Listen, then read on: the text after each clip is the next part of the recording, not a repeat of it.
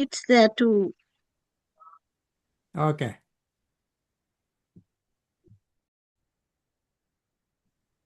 Bhante, we will start now. You take the 5 precepts? Yes, I'll introduce and then sadhu, sadhu, sadhu.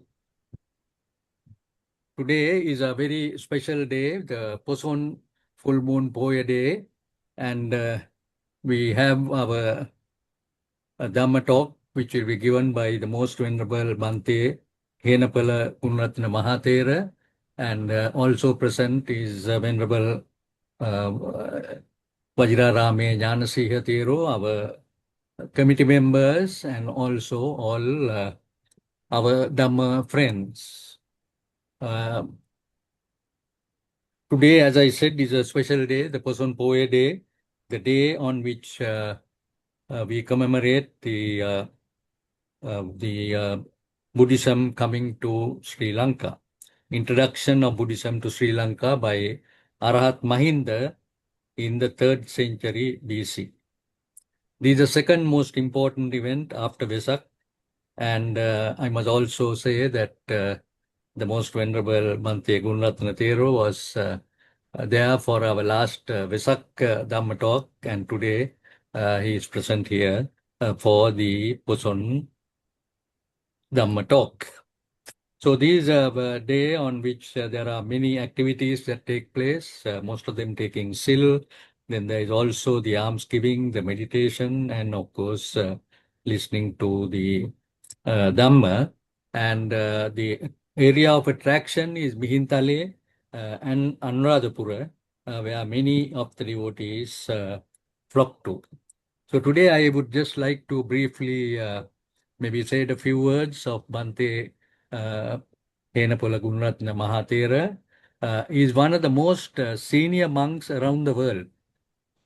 Born in rural Sri Lanka in 1927, he's been a monk since age 12 and took 7. He came to USA in 1968. He is fondly called Bhante Ji by his students and the Dhamma devotees. He has written a number of books on meditation, including the now classic meditation manual, Mindfulness in Plain English, and its companion, 8 Mindful Full Steps to Happiness. He is the founding abbot of the Bhavana Society, which he co-founded and was set up in 1985. Bhante Ji regularly leads retreats on Vipassana, mindfulness, metta, loving kindness, concentration, and other topics at the Bhavana Society. Prior to coming to the United States, Bhante Gunaratana Mahathera spent 5 years doing missionary work with the Harijans or the Untouchables of India and 10 years in Malaysia. And of course, I've also read about the meetings that Bhante has had with the great Indian leader, Dr. I'm sure Dr. Ambika, who was a great leader and also became a Buddhist. He has taught in a number of settings, including the Buddhist Vihara of Washington, D.C., where he served as president, the American University in Washington, D.C., where he served as the Buddhist chaplain, and also earned a PhD in philosophy and served at meditation centers worldwide. Bhante Di Mahathera has a scholarly background and lifelong commitment to Dhamma. In 2005, the Sri Lanka Henepola Gunaratana Scholarship Trust was founded, and this trust provides education for poverty-stricken children in rural Sri Lanka. In 1996, Bhante received the title Chief Sanghanayaka of North America. In Sri Lanka, they issued a special stamp honoring Bhante for the services as the nation and to Buddhism on 4th June 2023.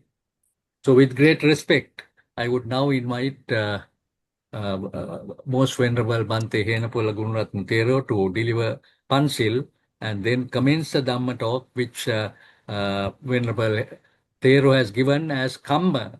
And I'm sure Bhante will explain about Kamma, as which he says is maybe the least understood by many. So, with respect, I now invite Bhante Henepola Gunaratana to deliver Pansil. Sadhu, sadhu, sadhu.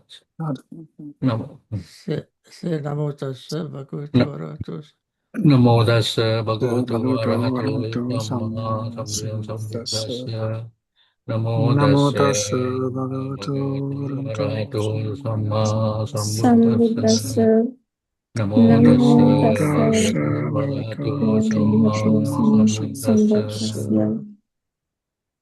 Buddhaṃ saranam gacchāmi, Buddhaṃ Buddhaṃ Saranam saranam Gacchāmi. gacchāmi. Dhammam saranam gacchāmi, Dhammam Dhammam Saranam saranam gacchāmi. Gacchāmi. Sangham saranam gacchāmi, Sangham Sangham saranam Saranam gacchāmi. Gacchāmi. Dutiyampi buddhaṃ saranam gacchāmi, Yampi Tiyampi Buddhaṃ buddhaṃ Saranam saranam gacchāmi. Gacchāmi. Dutiyampi dhammam saranam gacchāmi, Yampi Tiyampi dhammam Dhammam Saranam saranam gacchāmi. Gacchāmi. Dutiyampi sangham saranam gacchāmi, Titiyampi Yampi Sangham sangham Saranam saranam Gacchāmi. tatiyampi buddhaṃ saranam, dutiyampi dhammam saranam gacchāmi, Yadgammam Saranam Gacchāmi. dutiyampi sangham saranam gacchāmi, Titiyampi Yampi Sangham sangham saranam Saranam gacchāmi. Gacchāmi. tatiyampi buddhaṃ saranam gacchāmi, Titiyampi Buddhaṃ Buddhaṃ Saranam saranam Gacchāmi. gacchāmi. tatiyampi dhammam saranam gacchāmi, Titiyampi Yampi Dhammam dhammam Saranam saranam gacchāmi. Gacchāmi. tatiyampi sangham saranam gacchāmi,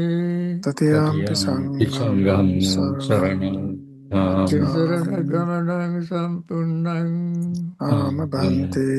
pānātipātā veramani sikkhapadam samadhiyāmi, Panatipata Panamātipātā Viramani vīramani Sikkhapadam padam Sudhamyami. samadhiyāmi. adinnādāna veramani sikkhapadam samadhiyāmi, Adinādāna vīramani Viramani Sikkhapadam padam Samadhiyami. kāmesu miccācārā veramani sikkhapadam samadhiyāmi, Ame Samittachara Viramani Sikkhapadam Samadhiyami. musāvādā veramani sikkhapadam samadhiyāmi, Musavada Viramani Sikkhapadam samadhiyāmi. Samadhiyami. surāmēraya majjapamādaṭṭhāna veramani sikkhapadam samadhiyāmi, Sura mere Majjapama Samadhiyāmi. Dattana Viramani Sikkhapadam Sikkhapadam Samadhiyami. samadhiyāmi. tisaranena sattim panchasīlam dhammam samādayitva sadhukam surakritam kattva appamādena sampādē tabbam. Bhante. Sadhu. Sadhu, sadhu, sadhu. Today, as she announced earlier, I am going to talk on Kamma. Kamma, when we talk about Kamma, people always think of bad Kamma. Whenever everything goes bad, they say, what to do, that is my Kamma. When everything goes well, they say, thank God, I am doing well. So good things all attribute to God, bad things all attribute to karma. That is the first misunderstanding of karma. The Kamma, as we all know, is the central part of Buddha's teaching. It is the dependent origination, avidya pacha sankhara. Sankhara is Kamma. Because of avidya, ignorance, we commit Kamma. We commit wholesome Kamma, unwholesome Kamma, imperturbable Kamma. Then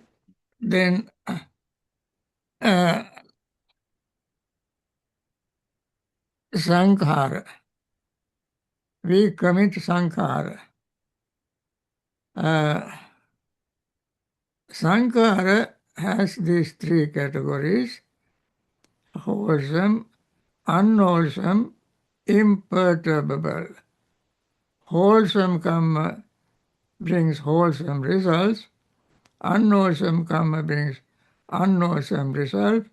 Imperturbable karma brings immaterial existence.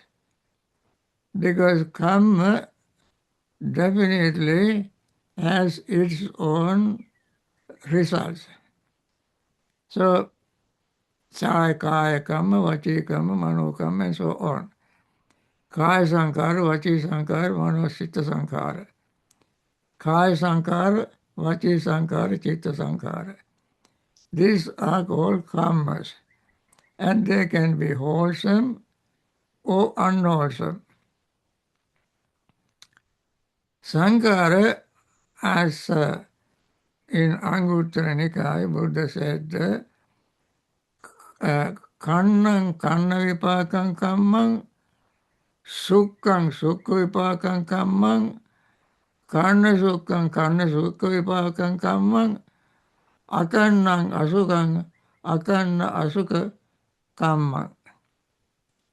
That is, karna kamma means dark kamma, means unwholesome kamma, papa kamma. And white kamma, sukha kamma, is wholesome kamma. Karna sukha means the mixture of both wholesome and unwholesome karmas. And therefore, all these categories belong to kamma. And there is one kamma, kamma kaya kamma. Kamma kaya kamma. Now, what is the kamma kaya kamma? Kamma kaya kamma is Noble Eightfold Path. Arya Attangika Magga. Arya Attangika Magga becomes karma destroying karma. In the Four Noble Truths, we know the suffering, cause of suffering, end of suffering, and the way leading to the end of suffering. So long as we have karma, we have suffering. Now, I give you one example of very practical example. People like to give dana. When they give dana, they get ayuvana suppa bala panya. Longevity, good life, good color, and strength and wisdom. When they have all these things, the person might think, well, I might have done something very good. That is why I am so healthy. I am so full of, I am wealthy. I am healthy. I am very popular. According to Chula Kamma Vibhanga Sutta, we all know, Buddha said all these are kamma sakumi, kamma dayado, kamma yoni, kamma bandhu, kamma patisarano.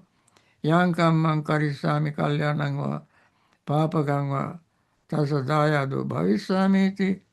That means whatever karma I commit, we are the owner of karma. Karma is my inheritance.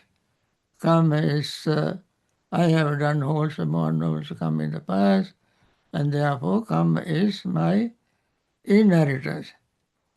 And therefore we think of doing more good karma, and then do more good karma. When you do more good karma, more good results, and then do more good karma, and then more good results. Is there any end to this?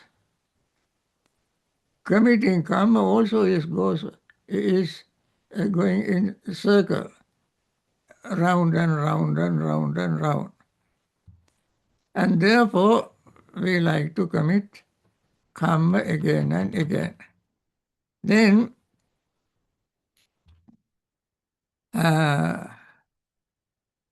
we must think the karma, although karma, we inherit karma, we live according to our karma, we must not think that everything is depending on karma. Everything is karma. For instance, in the Girimananda Sutta, there are about 40-some kind of illness listed. Only one is karma vipakaja abhada. Only one of them is caused by karma, not all the others. And therefore, there has to be very clear understanding of karma. And then all these karmas can bring to an end by following the Noble Eightfold Path. As I mentioned in the dependent origination, because of ignorance we commit karma. Punya visankara, ananya visankara. We commit because of ignorance. Because of ignorance we commit karma. If we want to end karma, we must end ignorance. Ending ignorance is number one in the Noble Eightfold Path. Right understanding. When we have right understanding, we see this repetition of birth and death because of ignorance. When we destroy ignorance, we can destroy karma. Then there is no repetition of birth and death. And therefore, karma, destroying karma, is Noble Eightfold Path. Each and every Buddhist knows what the Noble Eightfold Path.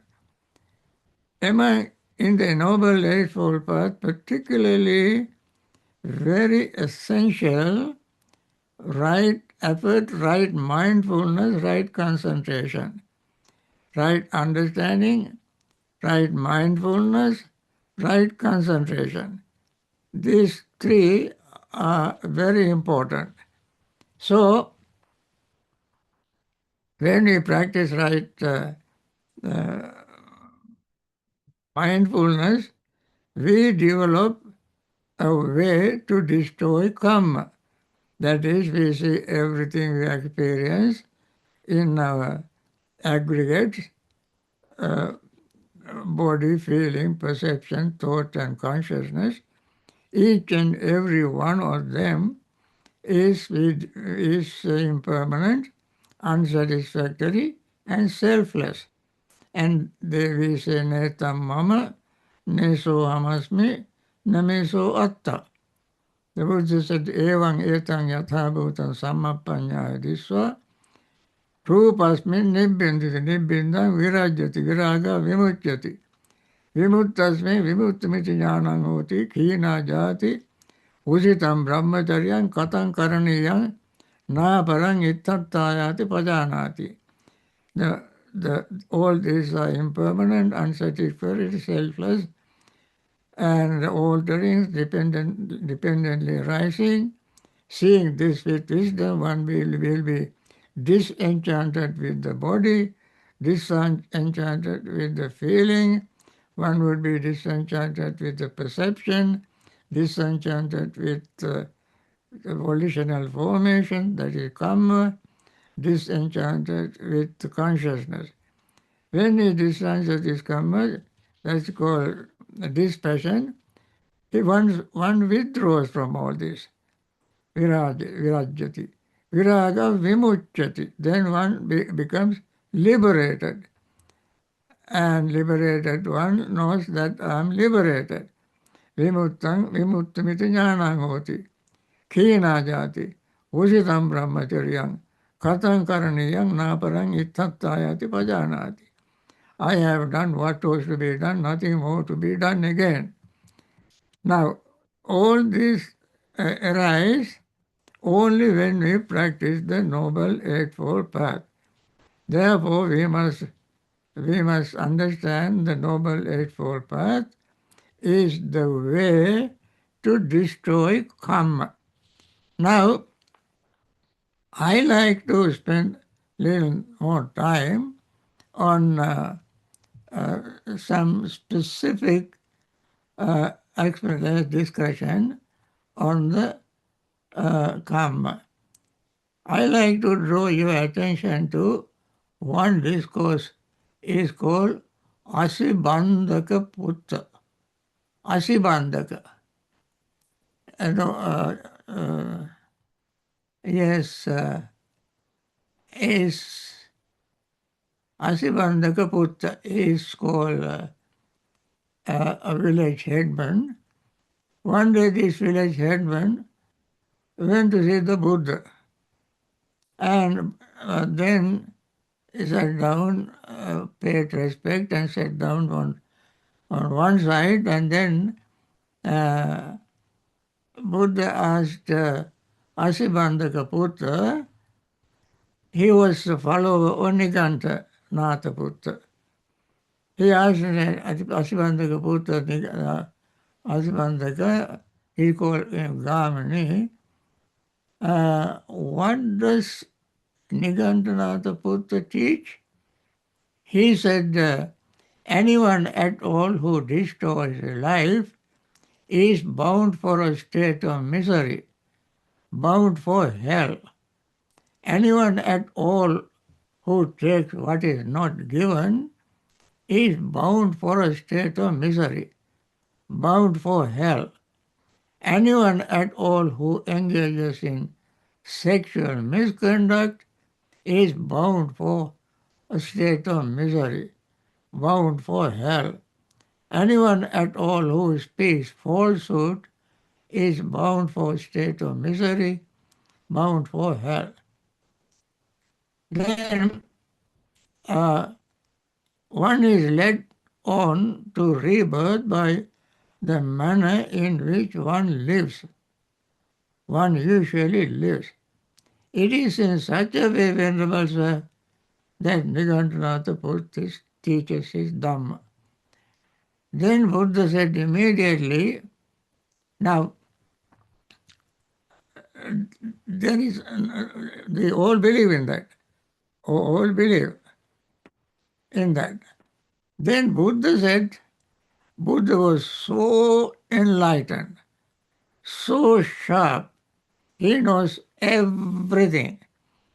And then Buddha said, if headman, addressing this man, if headman, it were the case that one is led on to rebirth by the manner in which one usually dwells, then, according to Nigantanatha Putta's words, no one at all would be bound for a state of misery. bound for hell. Having listened to this description, Buddha said, in that, according to Nigantanatha Putra, no one at all would be bound for a state of misery. And Buddha himself said that when you kill living beings, it's bad, you will be reborn in hell. But when Nigantanatha Buddha said that, Buddha said, in that case, no one at all would be bound for a state of misery. Then Buddha asked this man, Asubandhaka Buddha called him headman, maybe village headman. In the case of a person who destroys life, if one compares one occasion with another, whether by day or night, which is more frequent, the occasion when he is destroying life or those when he is not destroying life. We take, for instance, one takes 10 minutes to kill an animal, kill anyone. There are 24 hours. 10 minutes in the 24 hours is a very short period. And the rest of the time he doesn't kill. And therefore, the chance of taking rebirth in hell is very slim, because other 24 hours minus this 10 minutes, he does not kill. And therefore, the Buddha said, then in the case of a person who destroys life, he said, Asibandhaka Sutta said, if one compares one occasion with another, whether by or by night, the occasion when he is destroying lives are infrequent, while those when he is doing so are more frequent. Similarly, Buddha also said, so headman, if it were the case that one is led on to rebirth by the manner in which one usually dwells, then according to Nigantanatha Sutra's words, no one at all would be bound for a state of misery or bound to hell. So same thing goes with others. Somebody is committing sexual misconduct, speaking falsehood, and so forth. The time he committed all these things is infrequent. He does it occasionally, and most of the time he does not do that. And therefore,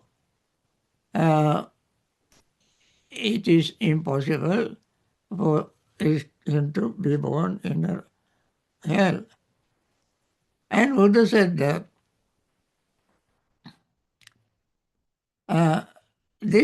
suppose somebody, Buddha said, some teacher holds such a doctrine and views as this: anyone at all who destroys life, who takes what is not given, who engages in sexual misconduct, who speaks falsehood, is bound for a state of misery, is bound for hell.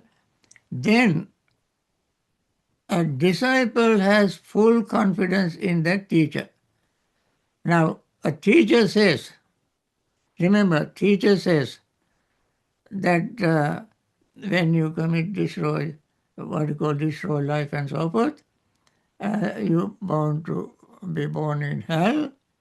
Then his disciple has full confidence in that teacher. It occurs to him, my teacher holds such a doctrine and view as this: anyone at all who destroys life is bound for the state of misery, bound for hell. now I have destroyed life. So I too am bound for a state of misery, bound for hell. Thus he acquires such a view. If he does not abandon that assertion, that state of mind, if he does not relinquish that view, then according to his practice, he will be, as it were, dropped off in hell. My teacher says such and such, I have committed this, and therefore, because he has a full faith in the teacher, he believed the teacher, and he committed it once. Suppose he killed an animal only once, and he keeps thinking, my teacher said this, my teacher said this, my teacher said this, I have committed it, oh my goodness, I have committed. If he keeps thinking on that every day and night, when you go to sleep, all life long, he thinks of this, and with this thought he dies, and definitely he will be deposited in hell. And same thing with regard to all these unwholesome things, because he believes in the teacher, and he thinks that he has committed them even once, then he will be born in that state. So, but at the same time, there is another possibility. That is, see the complexity of this of KAMMA. But here, Headman, a Tathagata arises in the world, an Arahant, perfectly enlightened, accomplishing true knowledge and conduct, knower of the worlds, and teacher of the gods and humans, fully enlightened, the Blessed One.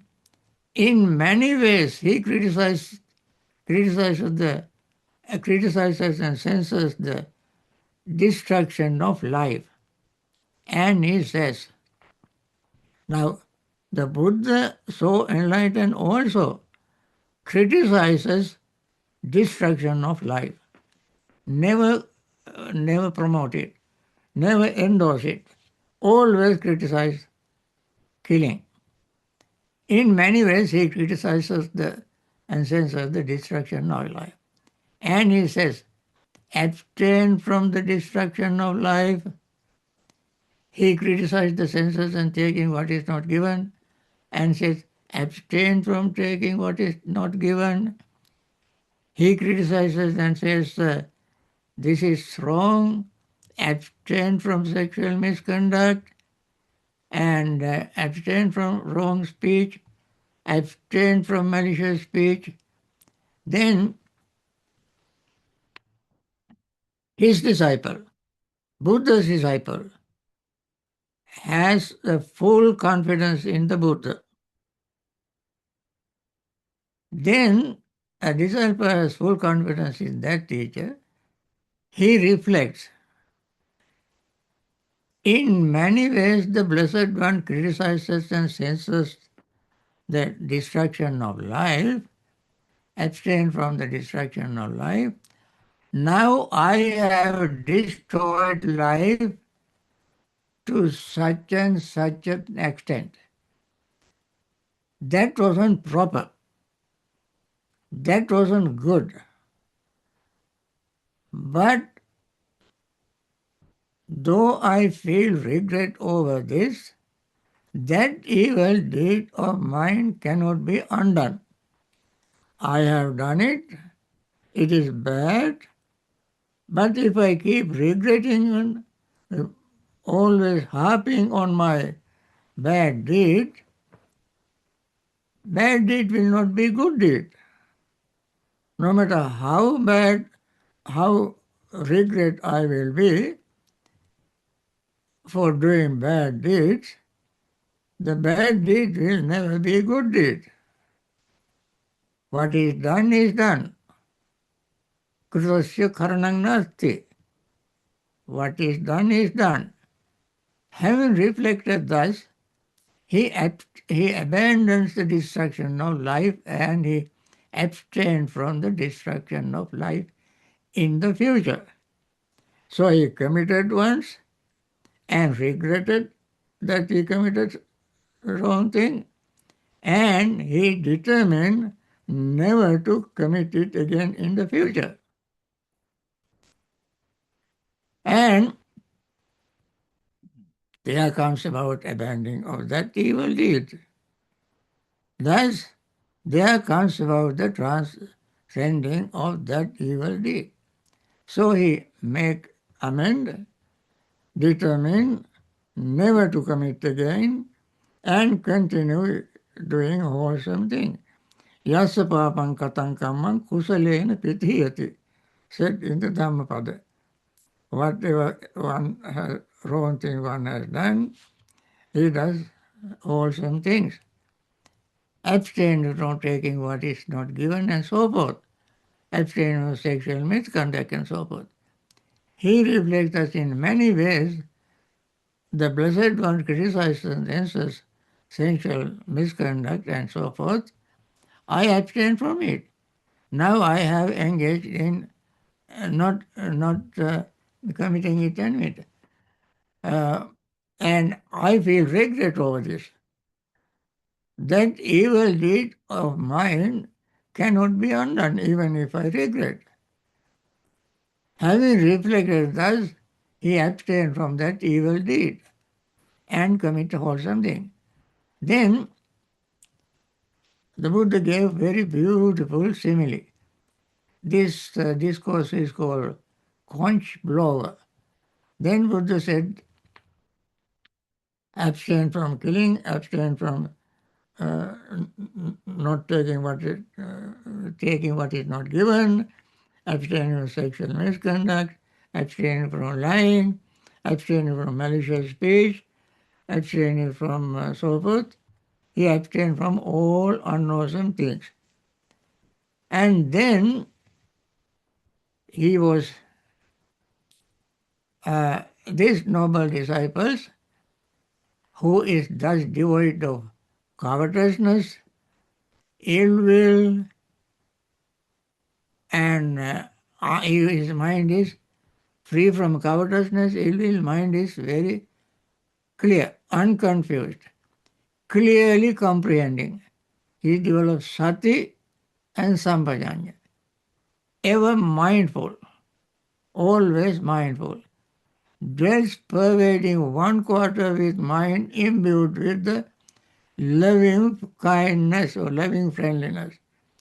Likewise, second quarter, third quarter, the fourth quarter, thus above, below, across and everywhere, and to all as himself, he dwells pervading entire world with mind imbued with loving friendliness, vast, exalted, measureless, without hostility, without ill will.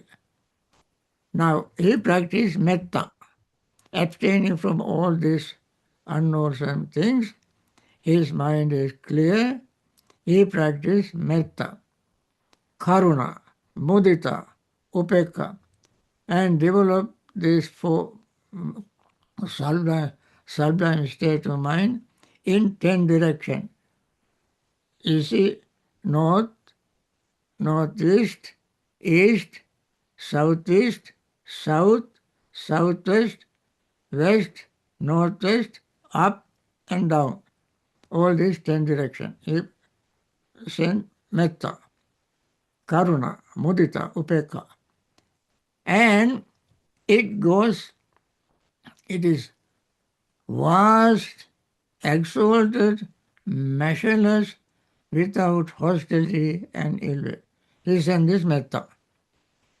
Just as a strong conch blower can easily send his signal to the four quarters, so too, when the liberated mind by loving friendliness is developed and cultivated in this way, any limited karma has karma that was done does not remain there, does not persist there. Now, even the residue of karma will not be there when this practice. In the first place, he has full confidence in the Buddha. Second place, he regret and he decide never to commit it again. And the third place, he practiced for Brahmaviharas, and just like Buddha mentioned in Kalama Sutta, he practiced this thing. And then this four divine practice, Brahmavihara, is spread all over the universe. His mind is filled with goodness. With this thought, he day and night he think about it. He goes to bed. He gets up next morning. Next morning also he practices it. And then when he dies with this wonderful, noble thought. That is why Buddha said, asammulo kalankaratu uttaring apparijanto brahmaloka upagavati. He will die without confusion, and during this practice, if he did not attain extreme entry, once return, never return an arahanthood, if he did not attain any of these stages, Brahma Lokupagoti, they go to Brahma world. That is, when you practice Brahma Vihara, he belongs to the Brahma world. So after that, he goes to Brahma world. So, when he practiced these four Brahma Viharas, when this was said, Asibandhaka Putra, who was the follower of Nigantas, was very, very pleased and became the Buddha's follower. So people call Buddha knew Avartani Mantra. Avartani Mantra means the talisman that he can turn people 100 to 380 degrees around to convert to Buddhism. That's what Buddha did. And this is one discourse. You find this discourse in Samyutta Nikaya, Gamini Samyutta, and this is very important discourse. Now, we have a few more minutes to answer question. I have another discourse, but I don't have time to explain that. That also is also very intriguing, and I think we must. What do you think? We can give time, Bhante. There is no problem. Bhante can carry on. Okay. Bhante can explain here. Okay. So Buddha said in another discourse that's called Kamma Vibhanga Sutra. That is, Buddha said there are four kinds of persons. Here, some person kills living beings just like as before, takes what is not given, misconduct himself in sensual pleasures, speak falsehood, speak maliciously, speak harshly, gossip, he is covetous, has mind of ill will, and holds wrong view. 10 unwholesome things. Pānāti-pātā, dinādāna, kāmya-miccāchāra, musāvāti, pisanavāti, parasavāti, sampapalāpa, abhijja, vyāpada, miccāditi. These 10 he commits. And on the dissolution of the body after death, he reappears in a state of deprivation in an unhappy destination, in perdition, even in hell. But here some person, number 2 person, does all these things, and after death he will be reborn in heaven. He also committed the same unwholesome things, but he will be reborn in heaven. There is another person who commit all these 10 unwholesome things and unwholesome things. No, he is abstaining. He is abstaining from all the unwholesome things. The third person, abstaining from unwholesome things, and he will be born in heaven. Now the fourth person is abstaining from all these things, and after death he will be reborn in hell. Now this is very interesting. So the Buddha said, there are another 4 persons. One of them practices very ardently, with great effort, with dedication, very sincerely he practiced and attained jhanas, 4 jhanas. After attaining 4 jhanas, he developed, when you attain 4 jhanas, you have two options. One is develop your concentration practice and goes up to Nevasanyana Asanyayatana. Other practices go to practices vipassana and go into destruction or defilement. So this person practices the first part, going to Akasana and Chayatana. But at the 4th jhana stage, he also can develop Iddhivida, Dibbasota, Parachita Vijnana, and so forth. Now, this person develops all this, 10 jhanas, and develop divine eye, that is Chutupapata Jnana, the knowledge by which one will be able to see being dying and taking rebirth according to their karma. Now this is very important thing. Now this person, using these supernatural powers, he sees that on the one who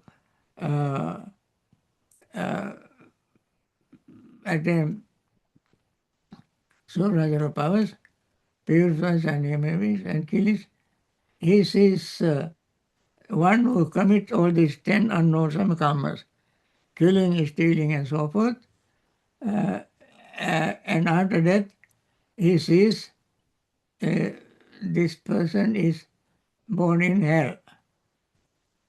Now he saw this with his supernatural eyes. With the Chutupajnana, he saw the person taking rebirth in hell. And then he says, indeed, there are evil actions, there is a result of misconduct, for I saw a person here or here who killing living beings and so forth, after death he was born in hell. So I saw this with my supernatural eye. He says, on the dissolution of the body, after death, everyone who kills living beings, everyone who commits these 10 unwholesome deeds, will be born in hell. I saw this, and what I saw is true. If anybody else says anything else, that person is wrong. Those who think otherwise are mistaken. Thus, this adamantly adheres to what he himself has known, seen, and discovered, insisting only this is true, anything else is wrong. This is one situation. Second person also attained the same state, and he sees this person, a person committing all the 10 unwholesome karmas, but this person who has the supernatural power, supernatural eye, sees this person, even though he has committed all unwholesome things, taking rebirth in heaven. So he says, indeed, there are no evil action, there is no results of misconduct, and so forth. There is no results of these unwholesome things.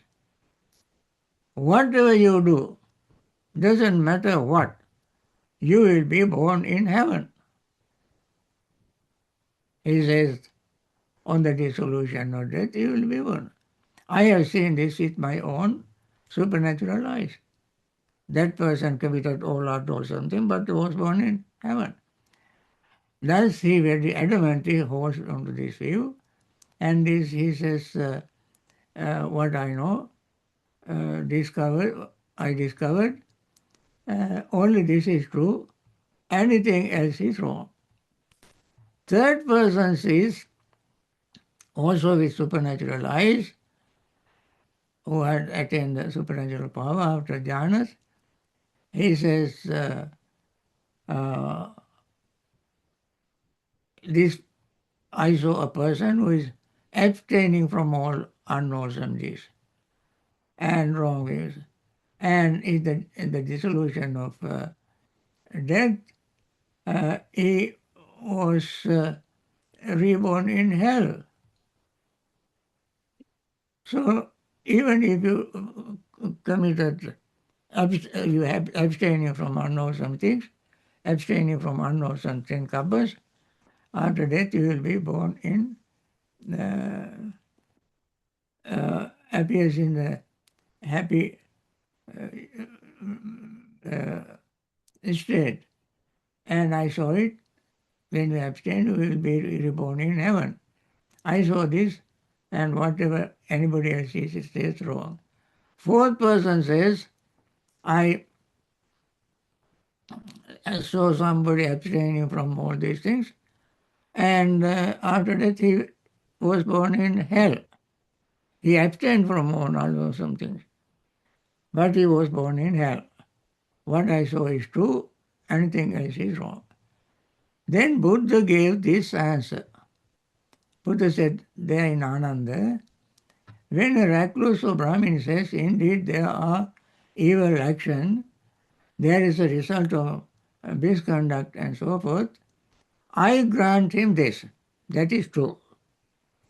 When he says, I saw a person here who kills living beings and so forth, and after that he was born in hell. That also I agree with. And he says, I also grant him this. However, but when he says on the dissolution of body, after death, everyone who kills living beings and would be reborn, you see, if he says one who, but when he says on the dissolution of the body after death, everyone who kills will be reborn in hell, I do not grant him this. Everyone who kills, everyone who commits all these unwholesome things will be reborn in hell. I do not grant that. And when he says, those who know thus, know rightly, those who think otherwise are mistaken, I also do not grant him that, Buddha said. And when he very adamantly hold to what he himself has is seen and done and discovered, insisting only this is true, anything else is wrong, Buddha said, I also do not grant him that. And similar thing goes with the other three also. And if somebody says, when a recluse or Brahmin says, indeed there are no evil action, there is no result of committing all these unwholesome things, Buddha said, I do not grant him that. When he says, I saw a person who killed living beings, and I see that on the dissolution of death, he was he appeared in heaven, in happy destination, even in heavenly world, I grant him this. You see? But when he says on the dissolution of the body, after death, everyone who kills living beings would be would be reborn in heavenly world. I do not grant that. Those who know, thus rightly knows, those who thinks otherwise are mistaken. Buddha said, I also do not grant it that. And when he very adamantly adheres to what he himself has known, seen, and discovered, insists only this is true, anything else is wrong, I also do not grant omni. Why is that? Because Ananda Tathagata Tathagata's knowledge of great exposition of karma is otherwise. Buddha knows better than them. And the Buddha said there's Ananda, when a recluse and Brahmin says, indeed there are good actions, there is a result of good conduct, I grant him, Buddha said. And when he says, I saw a person here who abstained from killing living beings and so forth after death, he appears in heavenly world, I also grant him that. On dissolution of bodily after death, everyone who abstains from killing living beings and so forth, abstaining from all unwholesome, will be, after destruction of death, life, will be reborn in heavenly world. I do not grant him this. And when he says those who do thus, and everybody is wrong, everybody knows thus is right, otherwise if anybody thinks otherwise is wrong.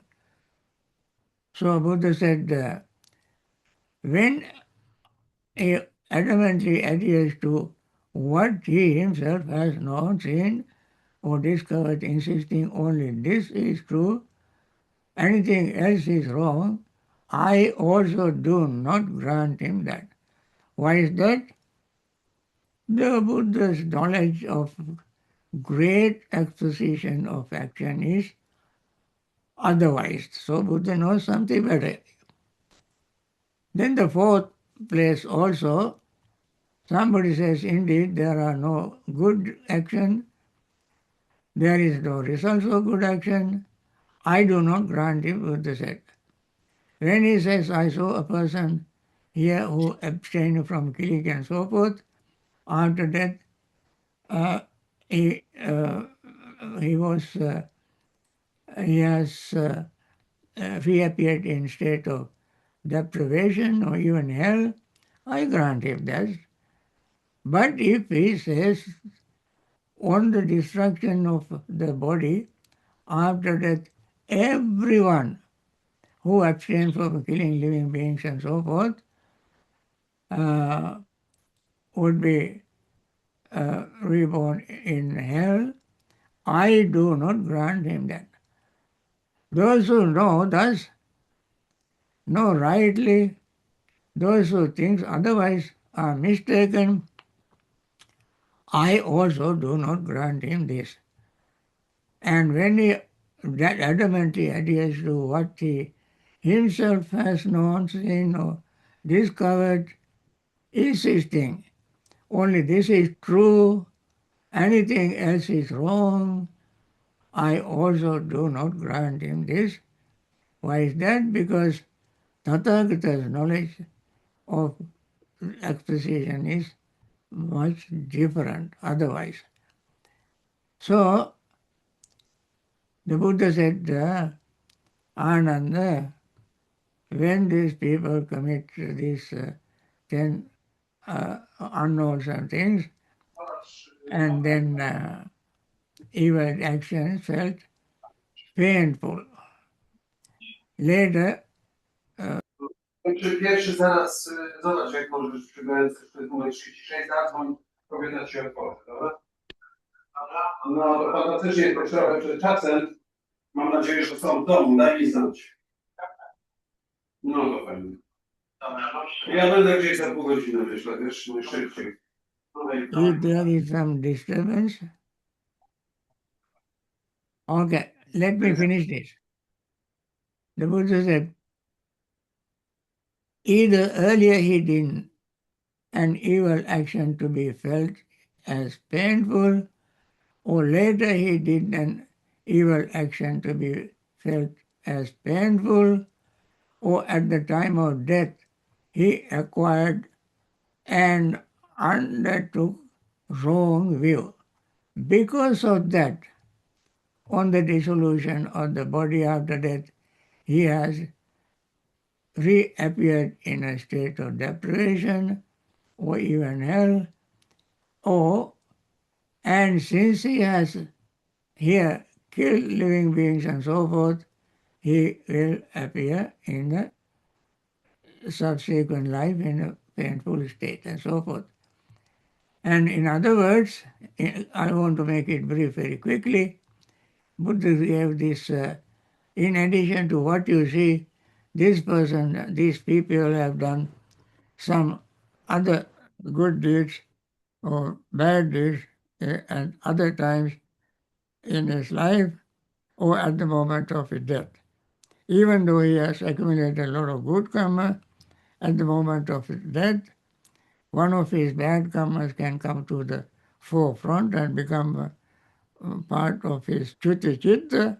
According to that, he will be reborn.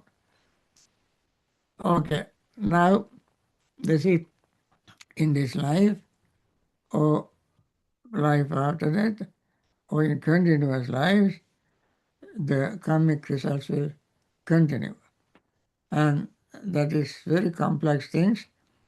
And in short, I must say, only the Buddha who knows everything about karma, we are just repeating very little bit that we know of karma.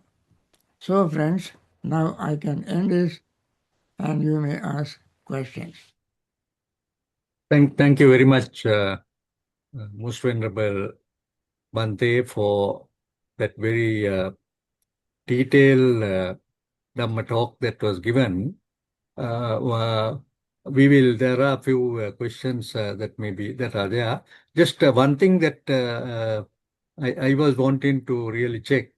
Does it mean that according to the Kamma and where you are born, either in hell or heaven, would depend on the final moments at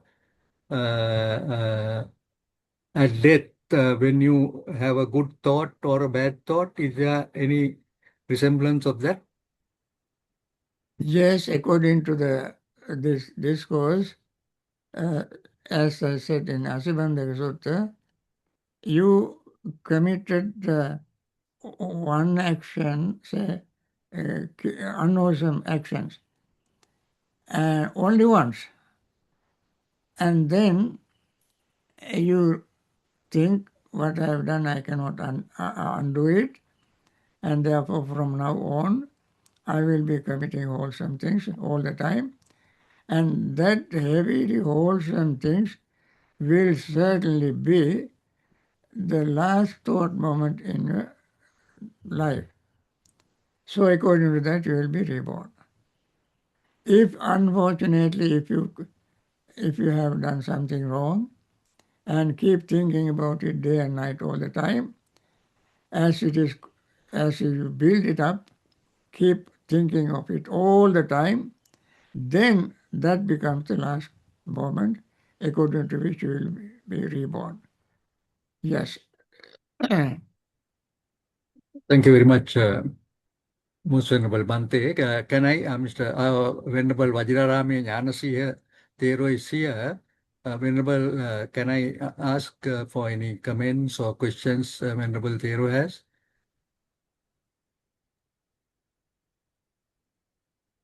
You have to unmute. Yes.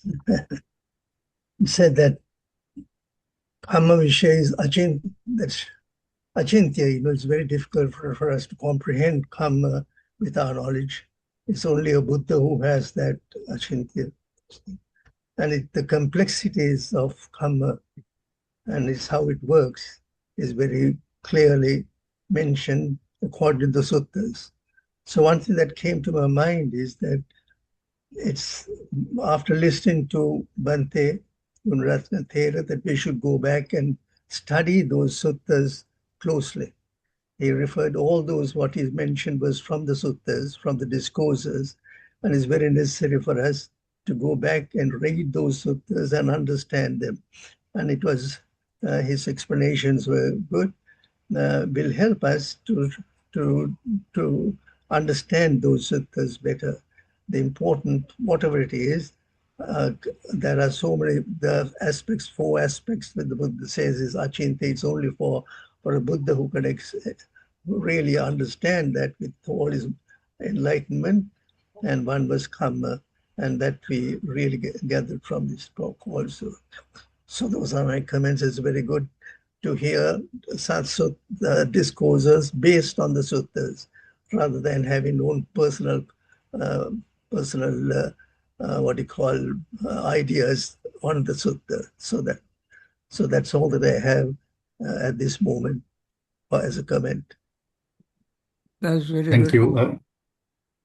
I agree. When we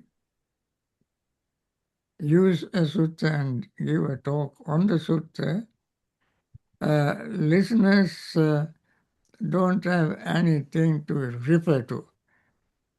As the Buddha said in Mahaparinibbana Sutta, there are 4 important apadana, Mahapadesa. Buddha Padesa, Sangha Padesa, Gana Padesa, Pugala Padesa.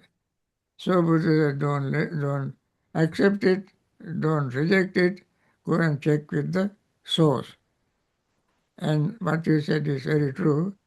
Now, I just mentioned the source, 3 sources. Chulakamivana Sutta, everybody knows, very straightforward discourse. Other 2 discourses, the Samyutta Nikaya, Asibandhaka Sutta, you may refer to Polytech Society, Samyutta Nikaya, page 319 to 321, and then Mahakamivanga Sutta, you can go to Polytech Society, page 210 to 215, in Majjhima Nikaya. And then when you read them very slowly, carefully, you will understand, anybody can understand it more clearly. Yeah, what you suggested is very true. Thank you, Bhante. Deepal, I think you have any comments or questions? Question and a comment.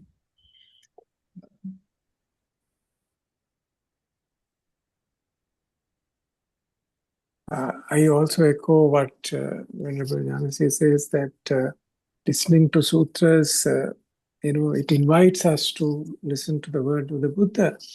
One question I had in my mind, Bhante. Now, you say a person does something wrong, he accepts it and then move forward without thinking about it. Now, similarly, when we do good things, should we keep thinking about the good things that we have done all the time? Or you do it with your 100% focus and attention and just leave it there, right? What's your advice? Should one I be think, reflecting about it, or should you do yeah, something good Buddha and just said forget it? that is very true when you do good things. Punyanche purisa kaira, kaira tenam punapunang. Buddha said, Suko punyasa uchayo. In Dhammapada, punyanche puriso kaira, kaira tenam punapunang. Tammi chandang kairata, suko punyasa uchayo.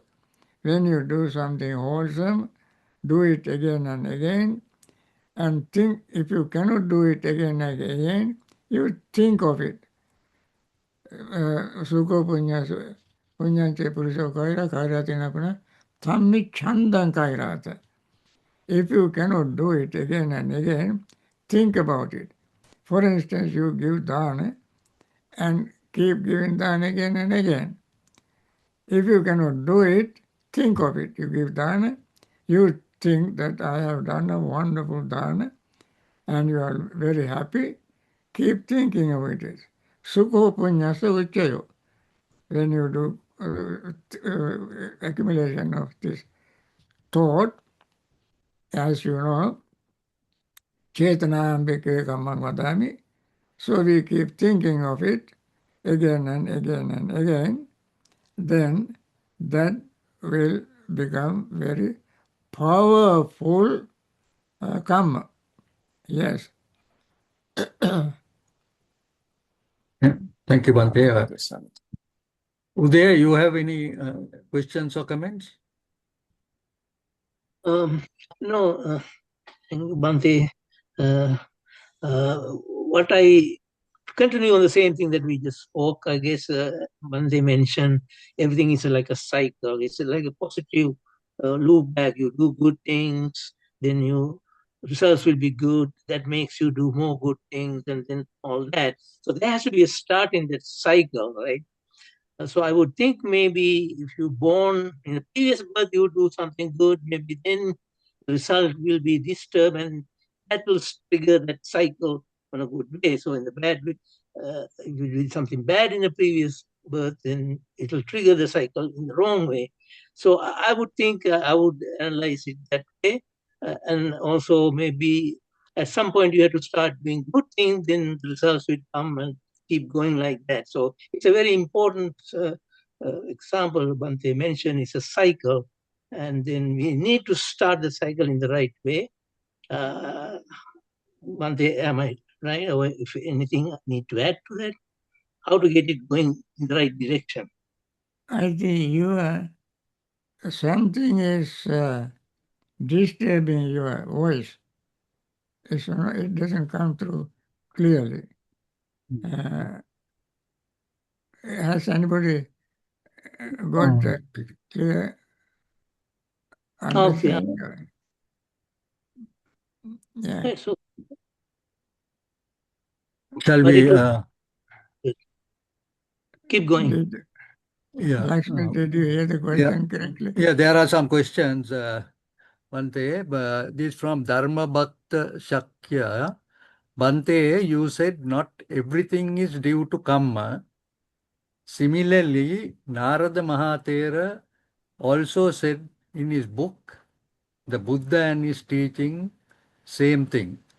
Yeah. My question is, if everything is not due to Kamma, what other factors affect our present life and future lives?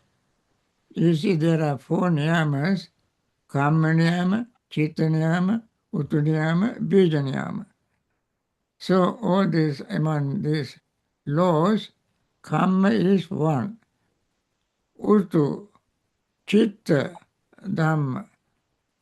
When, for instance, of course, somebody who believes everything in Kamma, according to Kamma, may attribute all this to Kamma, but recently there was an earthquake. More than 200,000 people died. So one may say, well, all those who have committed the same Kamma assembled there, and therefore this happened. This is, according to the Buddha's teaching, Utuniyama. Somebody, when there is a famine in a certain country, famine, during the famine, perhaps many, many thousands of people die. That is because of the Utuniyama. And therefore we cannot say that everything that happens to us is due to Kamma. Some of them is Kamma, others there are, out of these four, three are not Kammas. Only one of these three is due to Kamma. Okay? Thank you, Bhante. Another question from Zhu Wu. Bhante ji, can you give an example of how you use Kamma to destroy Kamma? I see, that's right. That's a very good question. I said Kamma, destroying Kamma, is a noble eightfold path. A noble eightfold path is the path leading to the end of samsara, end of suffering. End of suffering means end of Kamma. So long as Kamma is there, suffering is there. In the Noble Eightfold Path, number one is right understanding. When we practice right understanding, practice Dhamma with right understanding, then we bring our Kamma to an end. That is what all the noble disciples of the Buddha, Arahants attain Arahanthood by following the Noble Eightfold Path. Anybody can attain Arahanthood, Sotapanna, Sakadagam and so forth. All four stages we can attain by following Noble Eightfold Path.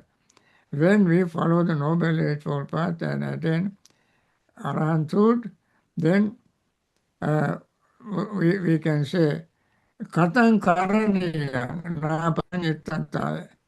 What was to be done has been done, no more left to be done in the future. So Kamma you can destroy. Kammic results can continue. Kammic results can continue. Just like Venerable Moggallana had kammic results. So even the Buddha had some, what you call, up in Apadana, there's a section, Kamma Pilopika Dana. Kamma Pilopika Apadana, Buddha had the headache, backache, so forth, because of the kammic residue, so kammic result. Kamma Buddha destroys Kamma. Now we must not mix Kamma with the kammic result. Kamma and Kamma Phala. Kamma is one, Phala is another. Every Kamma will not produce. Some Kamma become ahosi Kamma. When we do wholesome things and do wholesome things again and again and again, attain Arahanthood, then there is no time for some other Kamma to generate their results, because we attain enlightenment, Arahanthood. Then but the kammic results of doing something in the past, there will, the results, we have borne the results for many, many, sometimes even hells, eons and eons, and then we will be born for good karma, according to good karma, will be born as human beings, then still the residues of the result will be there to give us the, the what you call our experience of karmic result.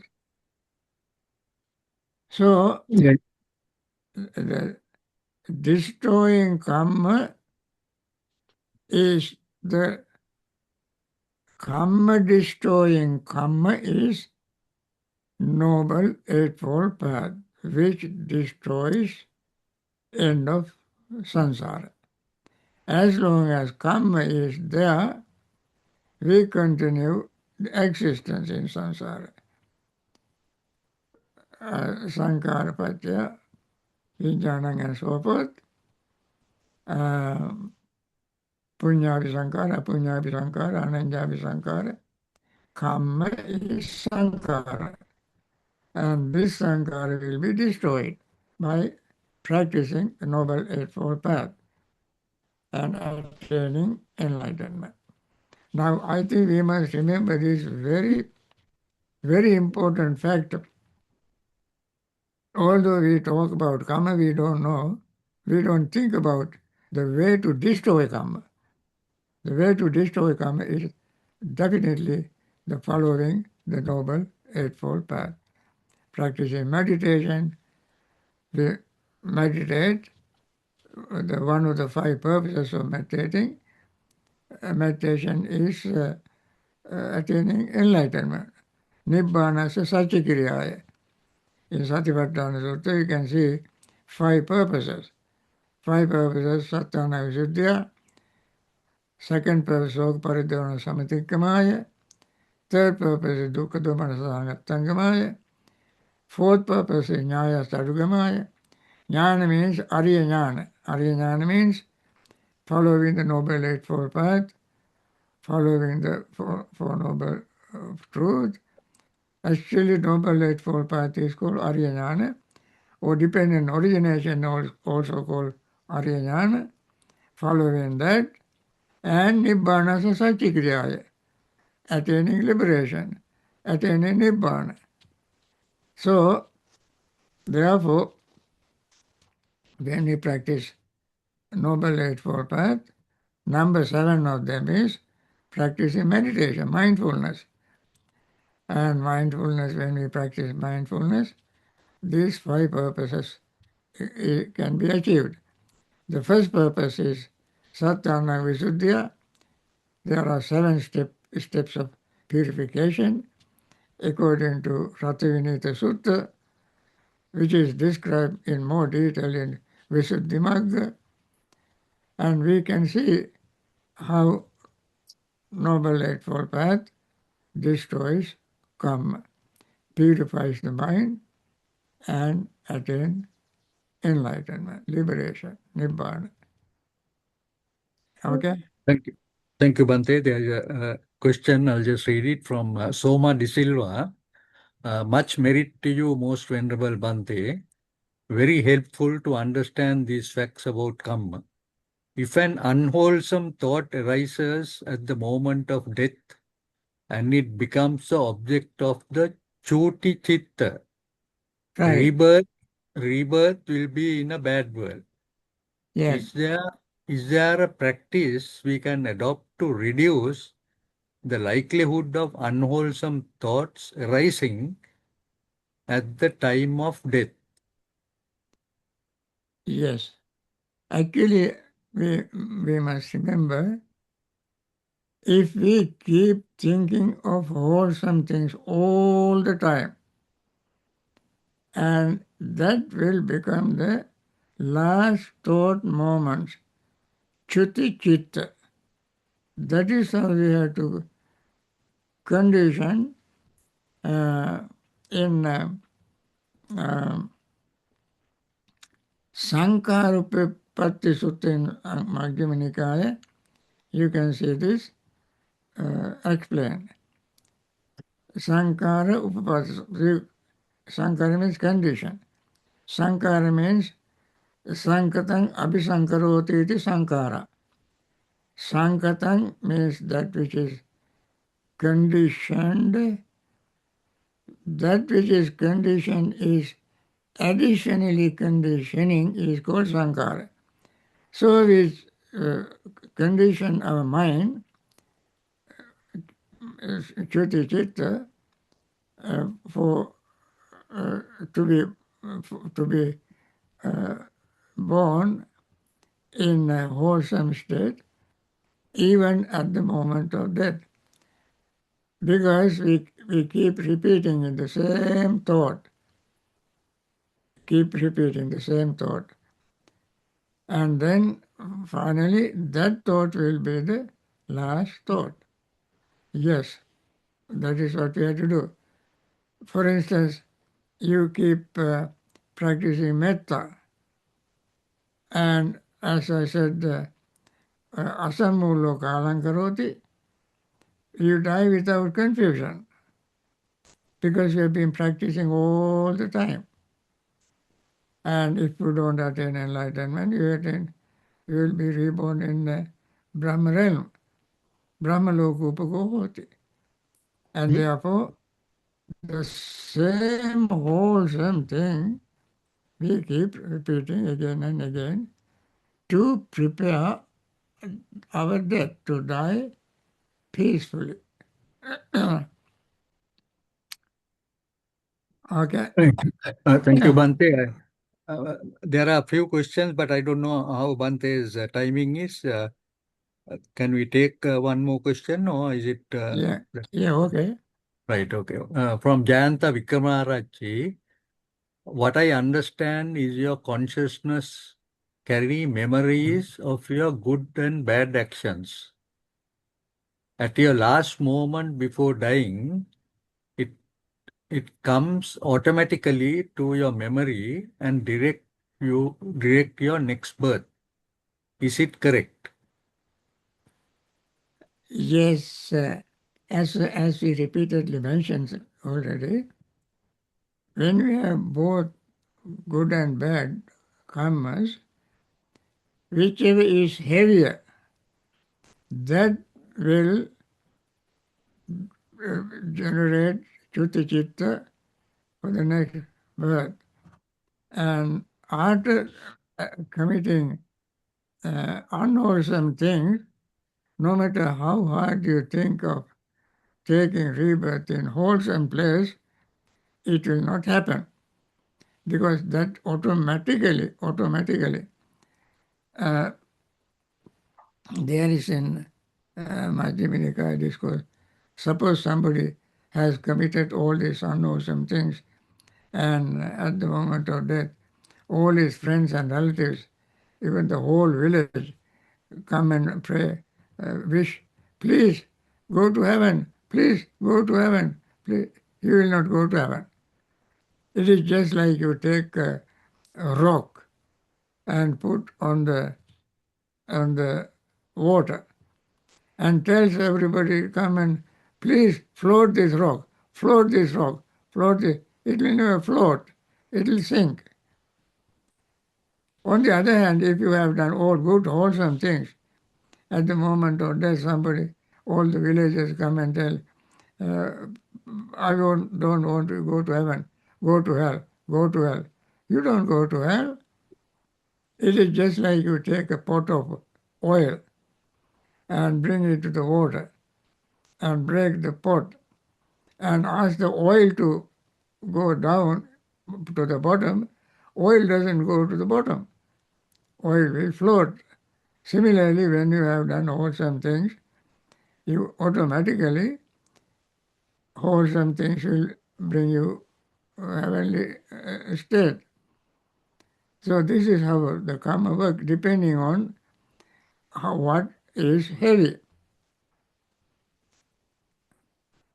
And what you have, also there are Achinna Kamma. Achinna means accumulative. We have done very often. Asana, Achinna, Garuka, Katatapana, and so forth. There are various categories. I did not want to go into all these details because these are very commonly discussed in many places, in books or in people amongst lectures, lay people discussions, and so forth. These are very generally discussed. I wanted to bring out something that we normally don't discuss in order just to show some aspect of karma to make everybody understand how complex it is. Yeah, I think that is enough for today. Yes. Yes, Bhante, then we will. Thank you very much. I think there were about 18 questions, but I'm sorry that we can't take up all those questions. But I must thank Bhante for going into all those details. Can I invite now Kamal Nilavira to thank and pay merit to Most Venerable Bhante? Kamal. Thank you. Thank you, Lakshman. We are very honored today on this Poson day to have the most venerable Gunaratana Mahathera, and it's not the first time we have had the pleasure of listening to the sermons, very erudite sermons by the venerable, and this topic was quite an interesting and a very important topic to all Buddhists about karma, and I think I very well touched about the cause and effect as well. And thanks very much, and much merit to you. We had over 250 followers worldwide directly on Zoom, many monks and bhikkhunis. And once again, thank you all for participating. And again, much merit to you, Venerable Henepola Gunaratana Mahathera. Sadhu, sadhu, sadhu. Thank you, Kamal. Most Venerable Bhante Henepola Gunaratana Thero, I must really thank Bhante because I have been writing many emails to Bhante, and I know that Bhante is very busy, as mentioned. And all of a sudden, I got this mail saying, okay, I am available on the 29th. So I think that was really something that was very satisfying. And it was really reflected in the number of Dhamma devotees who are present today, which I think was the highest number that we have had. And also the great respect that everyone has for Most Venerable Henepola Gunaratana Mahathera. So we are indeed thankful, and we wish and we pray for many more Dhamma sermons which would be given by Venerable Thero for the last, I think, 3 to 4 years. Venerable Bhante has been been with us, our international Dhamma program, where many international Dhamma devotees are present, and the number of questions that were received, unfortunately, I could not take all. I think there was one group from UK, the Kendall group. I think Bhante had assisted them at the beginning, and they had wanted to thank Bhante for the great service that Bhante has done. So, Bhante, we will now conclude, and if Bhante can pay merit to the Devas and the departed, we could conclude our Dhamma talk. Sadhu, sadhu, sadhu. Okay.